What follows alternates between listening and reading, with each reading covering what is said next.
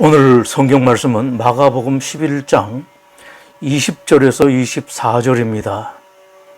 그들이 아침에 지나갈 때에 무화과 나무가 뿌리째 마른 것을 보고 베드로가 생각이 나서 여짜오되 라삐어 보소서 저주하신 무화과 나무가 말랐나이다. 예수께서 그들에게 대답하여 이르시되 하나님을 믿으라. 내가 진실로 너에게 이르노니 누구든지 이 산더러 들려 바다에 던져지라 하며 그 말하는 것이 이루어질 줄 믿고 마음에 의심하지 아니하면 그대로 되리라. 그러므로 내가 너에게 말하노니 무엇이든지 기도하고 구하는 것은 받은 줄로 믿으라. 그리하면 너에게 그대로 되리라. 오래전에 많은 사람들이 관심을 끈 특별한 책 한 권이 출판된 적이 있습니다. 더 시크릿이라는 책입니다. 전직 TV 프로듀서가 쓴 책으로 건강한 사람들, 재산을 많이 얻은 사람들, 행복을 얻은 사람들, 성공한 사람들을 연구하여 그 사람들에게 공통적으로 있는 것이 이것이다. 그 비밀을 발견했다고 말합니다. 이 책에서는 재산을 많이 얻고 건강을 찾기도 하고 행복하고 성공한 사람들이 무슨 비밀을 통해서 그것을 이루었는가를 끌어당김의 법칙이라는 말로 설명합니다. 책의 내용을 결론적으로 요약하면 나의 생각은 그대로 현실이 된다는 것으로 조금 더 설명하면 내가 생각하고 이루어졌다고 믿는 순간 그것은 그대로 결과가 되어서 나에게로 돌아온다고 합니다. 그 말 그대로 되었으면 얼마나 좋겠습니까? 그러나 그 책이 번역되어 출판된 지 20, 30년이 지난 현재까지 그 책이 말하는 비밀 때문에 무엇을 성취했다, 어떤 일에 성공했다는 사례는 나오지 않고 있습니다. 그러나 그 책 때문에 출판사가 돈을 많이 벌고 서점도 돈을 벌고 그리고 그 책을 쓴 사람도 큰 소득을 얻었다는 것만큼은 분명합니다. 그 대신에 실망한 사람들이 많습니다. 그 책이 말하는 그것을 바라다가 좌절하고 상실감에 빠졌던 사람들이 더 좌절하고 더 깊은 상실감에 빠져들었다는 보고는 쌓여 있습니다. 기독교 신자들이 자주 듣는 말이 있습니다. 열심히 기도하면 반드시 이루어진다는 말입니다. 그리고 그 말을 뒷받침해주는 성경 구절이 여러 군데 있습니다. 대표적으로 구약 예레미야 33장 3절에서 너는 내게 부르짖으라. 내가 내게 응답하겠고 내가 알지 못하는 크고 은밀한 일을 내게 보이리라는 말씀이 있습니다. 신약에서는 대표적으로 예수님께서 비유로 말씀하신 것이 있습니다. 불의한 재판관과 과부 이야기입니다. 불의한 재판관에게 과부 한 사람이 억울한 일을 들고 찾아와서 그 억울한 일을 풀어달라고 부탁한다. 물론 그 불의한 재판관은 과부의 부탁을 들어줄 리가 없다.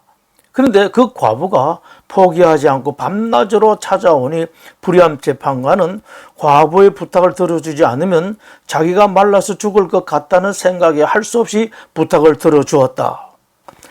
이런 내용의 말씀은 성경에 상당히 많습니다. 오늘 본문은 더욱더 그런 느낌입니다. 이런 말씀들은 신자들이 온 힘을 다해서 기도하면 반드시 응답받는다는 확신을 갖게 합니다. 그러나 과연 그럴까요? 예수님께서 불의한 재판관 말씀을 하실 때 또 하나님께서 예레미야 33장 말씀을 하실 때 그런 뜻으로 하셨을까요? 열심히 기도하기만 하면 다 응답받는다는 가르침을 주기 위해서일까요?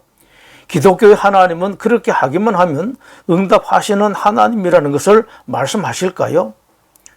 이 말씀을 볼 때마다 항상 생각해 보아야 합니다. 지식, 경험 그리고 상식을 가지고 성경 말씀을 때로는 설교 말씀을 생각해 보아야 합니다. 그저 아멘하고 받아들인다고 좋은 믿음인 것은 아닙니다. 우선 앞에서 예로 들은 성경 말씀들을 살펴보겠습니다. 먼저 예레미야 33장 3절 말씀입니다. 하나님께서 예레미야 33장 3절의 말씀을 하실 때 당시 이스라엘은 죄에 깊이 빠져 있었습니다. 그동안 그렇게 경고하고 책망하고 경고하셨음에도 불구하고 이제는 돌이킬 수 없을 정도로 깊이 빠져 있었습니다. 하나님께서는 할 수 없이 이스라엘을 멸망시키겠다고 결정하셨습니다. 그 결정을 하시고 난 후 하나님께서 이스라엘에게 하신 말씀이 바로 그것입니다. 그 말씀에는 두 가지 의미가 있습니다. 하나는 이스라엘 백성 개인에게 주시는 말씀입니다. 이스라엘이라는 나라는 분명하게 멸망할 것이다. 그러나 나라가 멸망하는 가운데서도 나를 찾는 사람, 나에게 순종하고 나를 따르는 사람들에게는 살 길을 주겠다는 말씀입니다. 또 하나는 이스라엘 나라 전체에게 주시는 말씀입니다. 이스라엘은 망한다. 그러나 망한 후에라도 이스라엘이 나를 찾고 그때부터라도 나에게 순종하고 나를 따르면 아무도 생각하지 못했던 뜻밖의 은혜를 주겠다는 말씀이었습니다. 무척 사랑하지만 그렇다고 매달려 간구하기만 하면 무조건 다 들어주시는 하나님은 아닙니다. 예수님께서 말씀하신 누가복음 18장의 불의한 재판관과 과부 이야기를 들여다보겠습니다. 예수님께서 그 비유를 말씀하시기 전에 분명하게 그 비유의 목적을 성경에서 밝히고 있습니다. 예수께서 그들에게 항상 기도하고 낙심하지 말아야 할 것을 비유로 말씀하여 이르시되, 기도가 목적이고 낙심하지 않는 것이 목적입니다. 흔히 생각하듯이 열심히 매달리는 기도를 하면 반드시 응답받는다는 것을 말씀하시지 않습니다. 예수님께서 하시는 말씀은 하나님께 기도하라. 어떤 일이 있어도 낙심하지 말고 좌절하지 마. 여러분에게는 하나님이 계신다는 것이 핵심입니다. 불의한 재판장이 말한 것을 들으라. 하물며 하나님께서 그 밤낮 부르짖는 택하신 자들이 원한을 풀어주지 아니하시겠느냐? 그들에게 오래 참으시겠느냐? 내가 너에게 이르노니 속히 그 원한을 풀어주시리라. 그러나 인자가 올 때에 세상에서 믿음을 보겠느냐 하시니라. 전체의 뜻은 하나님은 세상의 불의한 재판관 같은 사람들과는 전적으로 다르시다. 불의한 재판관은 판결할 때 옳고 그름을 따라서 판결하지 않고 자기의 이익을 따라서 자기에게 득되는 쪽으로 판결하지만 하나님은 반드시 옳고 그름에 따라서 판결하신다는 말씀입니다. 거기다 더해서 하시는 말씀이 있습니다.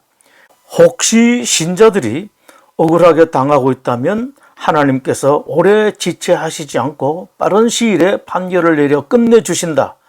신자들은 나에게는 이런 하나님이 계신다는 것을 알고 하나님을 믿고 기다리라는 말씀입니다. 성경을 읽을 때 성경 본래의 의미를 제대로 알아야 합니다. 오늘 본문의 말씀도 그렇습니다.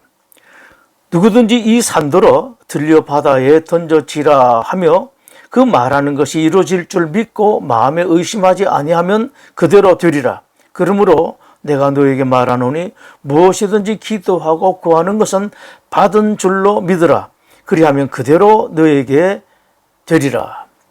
이 말씀을 잘못 이해하면 기도하고 믿기만 하면 어떤 것이든지 그대로 될 것이라고 생각할 수 있습니다. 이 말씀을 그렇게 생각하고 마법의 주문처럼 믿습니다 라는 말을 더 크게, 더 강하게, 더 많이 아멘 믿습니다를 되풀이하면 틀림없이 응답받을 것이라고 생각하는 기독교 신자들이 많이 있습니다. 그것에 대해서 예수님께서 아주 분명하게 하신 말씀이 있습니다. 마태복음 6장 7절에서 너희는 기도할 때에 이방인과 같이 중언부언하지 말라. 또 그들은 말을 많이 하여야 들으실 줄 생각하느니라. 그러므로 그들을 본받지 말라. 구하기 전에 너에게 있어야 할 것을 하나님 너희 아버지께서 아시느니라 말씀하십니다. 내용도 없고 생각도 없는 빈말을 되풀이하지 말라. 그렇게 기도하는 사람들을 본받지 말고 배우지 말라는 말씀입니다. 그것이 아니라고 분명하게 말씀하셨습니다. 특히 오늘 본문 말씀을 잘못 이해하게 되면 예수님께서 우습게 됩니다. 누구든지 이 산들로 들려 바다에 던져지라 하며 그 말하는 것이 이루어질 줄 믿고 마음에 의심하지 아니하면 그대로 되리라. 이 말씀은 거의 모든 기독교 신자들은 이 말씀 그대로 믿지 않습니다. 그렇다면 이 말씀의 뜻이 무엇일까요? 예수님 당시 아주 특별하게 지혜로운 사람을 두고 산을 옮기는 사람이라고 불렀습니다. 무슨 일이 있을 때 찾아가면 길을 가르쳐 주는 지혜로운 분들이 계십니다. 그런 분들을 당시에는 산을 옮기는 사람이라고 불렀습니다. 이런 면에서 최고의 지혜자는 하나님이십니다. 예수님께서 하신 말씀은 이것입니다. 하나님은 세상의 주인, 모든 것을 해결해 줄 수 있는 분이다. 꼭 필요한 일, 정말로 답답하고 힘든 일, 정말 속상한 일이 있을 때 하나님께 모든 문제의 해결이 있다는 것을 알고 하나님 믿고 하나님을 찾으라. 그러면 길이 생긴다. 이런 말씀을 중심으로 기독교의 기도란 무엇인지 생각해 봅니다. 먼저 기독교의 기도가 아닌 것을 보겠습니다. 내가 아무리 소원하고 아무리 급한 일이 있어도 구해서는 안 될 것을 매달려서 간구하고 달라고 때를 쓰는 것은 아니라는 말씀입니다. 하나님은 아무리 사랑하는 자녀들이라고 할지라도 어린 아이에게 사탕 주는 정도라면 모를까? 알만한 사람들이 욕심에 따라 자기 소원을 간구하는 것, 하나님께서 보실 때에 아닌 것임에도 달라고 밥 안 먹고 잠 안 자고 매달려 기도한다고 들어주시는 하나님이 아닙니다. 그렇다면 기독교의 기도란 무엇인가? 간단하게 세 가지로 요약할 수 있습니다. 하나는 하나님을 찾아서 하나님을 만나는 것입니다. 이것이 기도입니다. 두 번째는 하나님을 찾아 만나서 하나님과 함께 이야기, 대화를 하는 것입니다. 하나님과 같이 노는 것입니다. 딸이 엄마를 만나 이런 이야기 저런 이야기를 하고 부부가 산책하면서 이런저런 이야기하는 것, 그런 것이 기도입니다. 또 하나는 그 모든 것 뒤에 하나님께 드리는 고백입니다. 이 세 가지를 나눠서 생각해 봅니다. 무엇보다 먼저 하나님을 찾고 만나는 것입니다. 너무 단순하고 당연한 문제라도 어떤 거리가 있든지 간에 하나님을 찾고 하나님을 만나는 이것이 기도입니다. 심지어는 불가능하고 다 끝난 것 같을지라도 하나님 앞에 가지고 나가는 것, 이것이 기도입니다. 꼭 풀어달라는 것이 아닙니다.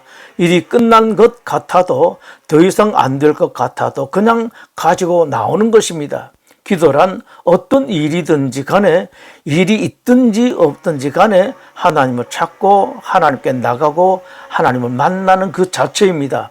이런 의미에서 위대한 하나님의 종 D.L. 무디가 기도에 대해서 아주 단순하고 좋은 정의를 한 것이 있습니다. 기도는 하나님 아버지와 함께 있는 곳이다. 두 번째, 하나님을 만나서 함께 이야기하는 것, 대화하는 것입니다. 이 일에 있어서 주의할 것이 있습니다. 같이 이야기하는 것입니다. 나도 하나님께 말합니다.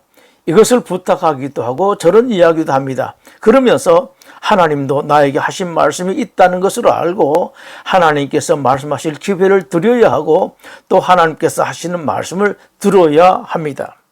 세 번째, 이렇게 하나님을 찾아 만나서 대화를 나누고 난 뒤에 나의 고백이 있어야 진정한 기도가 됩니다. 하나님을 만나 대화를 하다 보면 새로운 것을 알게 됩니다. 예를 들면 지금까지는 내가 하나님께 드릴 소원만 생각했는데 정작 중요한 것은 따로 있는 것을 알게 됩니다. 늘 제 소원 간구만 있었는데 그것이 하나님의 뜻이었군요. 알았습니다. 이제 그렇게 하겠습니다. 이런 고백이 있어야 합니다. 그런 결단, 그런 고백이 있을 때 그것이 참된 기도입니다.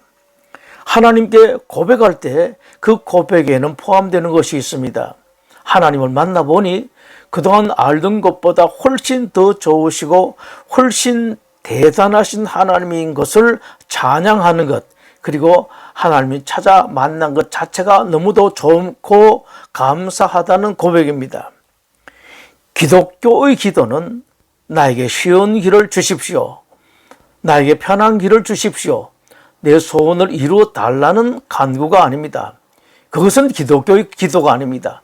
최대 양보해서 그런 것을 기도할 수는 있습니다만 마지막에는 예수님처럼 그러나 하나님, 만약 이것이 하나님 뜻과 다르다면 제 뜻 말고 하나님 뜻을 이루십시오. 이것이 기독교의 기도입니다. 기독교 신자들이 바르게 알고 옳게 기도하는 것이 정말로 중요한 일이지만 그것보다 더 정말 중요한 것이 있습니다. 그것은 기도란 이 어떤 것이다, 어떻게 하는 것이라는 것을 아는 것보다 기도하는 그 자체입니다. 많은 사람들이 기도란 어떻게 해야 하는지 또 무엇을 해야 하는지 생각하지만 정작 기도는 하지 않습니다. 하나님께서 좋아하시는 것은 기도하는 것입니다. 기도를 잘못해도 하나님은 다 알아서 들으십니다.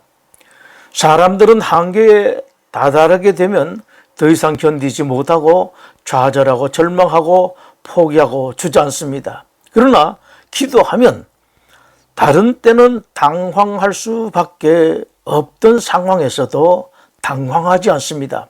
실망하지 않고 좌절하지 않고 주저앉지 않습니다. 주저앉았다가도 기도하면 일어나게 됩니다. 하나님은 기도하는 사람으로 하여금 상황을 이기게 해주시기 때문입니다. 옛날에는 도무지 넘어가지 못하는 담이었는데 기도하면 넘어가게 해주십니다. 상황을 이길 수 있는, 견딜 수 있는 능력을 주십니다. 때로는 하나님께서 기도하는 사람들에게 현실적인 문제를 풀어주시기도 합니다. 그러나 이것은 하나님의 몫입니다. 신자들이 이것을 붙들고 늘어지면 안 됩니다. 풀어주시든지 아니든지 하나님께 맡겨야 합니다. 무엇보다도 기도하는 사람들에게 하나님께서 주시는 것은 평화입니다. 견딜 수 없는 고통, 슬픔, 절망 속에 있는 사람들로 하여금 평화를 얻게 하십니다. 호레이시오 스프레포드는 시카고의 성공한 변호사였습니다. 린드 대학교, 시카고 의과대학의 법리학 교수였습니다. 그리고 아주 독실한 기독교 신자였습니다.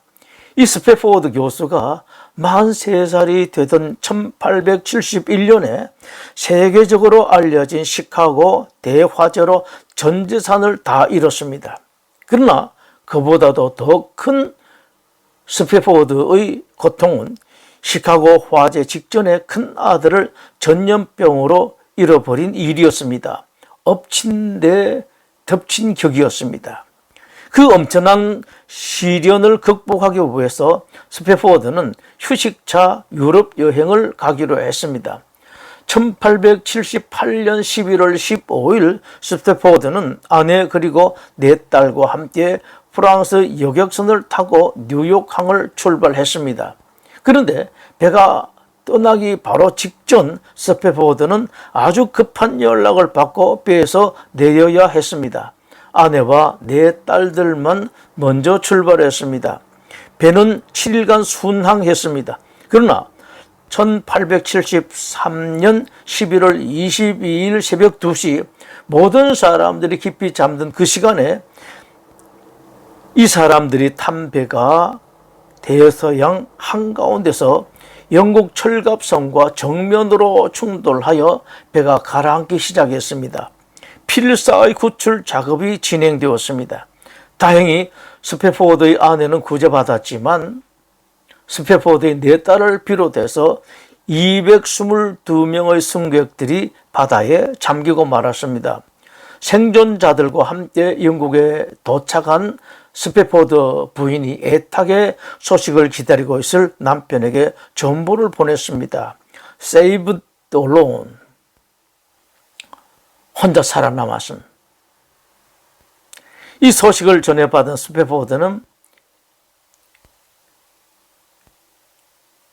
그 자리에서 쓰러졌습니다. 스프레포드가 정신을 차릴 수 있었던 것은 아내 때문이었습니다. 내 딸을 잃어버리고 여기저기 정신없이 헤매고 다닐 아내를 빨리 만나야겠다고 생각하고 스패포드는 배를 타고 영국으로 출발했습니다. 출발 며칠까지는 그럭저럭 견뎠지만 사고 현장에 이르렀을 때 더 이상 견디지 못하고 선실로 뛰어들어가 하나님께 울부짖었습니다. 하나님께서는 제가 누구보다 하나님을 더 사랑하고 하나님께 충성하는 것을 아시지 않습니까? 그런 저에게 하나님께서 어떻게 이토록 큰 시련을 주십니까? 한없이 울부짖었습니다. 그렇게 울부짖던 스패포드가 기도를 하기 시작했습니다. 그러자 스패포드에게 놀라운 변화가 생겨났습니다. 처음에는 슬픔만 가득했고 평화가 하나도 없었는데 그 슬픔이 조금씩 빠지고 평화가 들어왔습니다. 시간이 지나면서 점점 더 슬픔은 적어지고 평화가 많아졌습니다. 마지막에는 더 이상 슬픔은 남지 않고 평화만 가득했습니다. 자신도 믿을 수 없었습니다. 스패포드의 입에서 자신도 모르게 고백이 흘러나왔습니다. It is well. 괜찮습니다. 스패포드가 그 고백을 글로 옮겼습니다. 내 평생에 가는 길 순탄하여 늘 잔잔한 강 같든지 큰 풍파로 무섭고 어렵든지 나의 영혼은 늘 편하다. It is well, it is well with my soul. 기도하겠습니다. 하나님, 우리 성도들이 하나님이 어떤 분이신가를 정말로 바로 제대로 알게 해 주시옵소서. 그리고 기도를 통해서 하나님을 더 알고 하나님 더 가까이 나가고 하나님께 더 많은 대화를 나누는 참된 하나님의 사람들이 되게 하여 주시옵소서. 예수님 이름으로 기도드립니다. 아멘.